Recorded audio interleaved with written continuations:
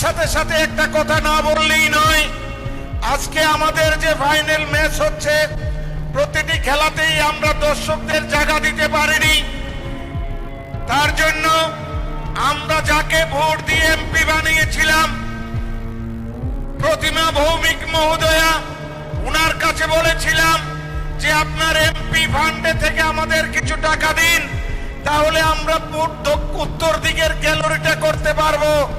উনি আমাদেরকে দেয়নি। তারপর আমরা যাকে ভোট দিয়ে পাশ করিয়েছি বিপ্লব দেব মহোদয় এমপি, তিনিও উনাকে বলেছিলাম যে আমাদের কিছু টাকা দেওয়ার জন্য দেয়নি। কিন্তু যাকে ভোট দেয়নি বন্ধু, আপনারা কেউ ভোট দেননি, কিন্তু আমি দিয়েছিলাম একটা ভোট। একটা ভোটের বিনিময়ে যিনি আজকে রাজ্যসভার এমপি, আজকে ঐতিহাসিক মুহূর্তের সাক্ষী হতে আসছেন, তিনি হলেন আমাদের রাজ্যসভার এমপি রাজীব ভট্টাচার্য মহোদয়। ওনাকে যখন বললাম স্যার আমাদের মাঠটার মধ্যে দর্শক জায়গা দিতে পারছি না, আমাদের গ্যালারি নেই উত্তর প্রান্তে, সাথে সাথে তিনি বললেন যে আমি তোমাকে দেব।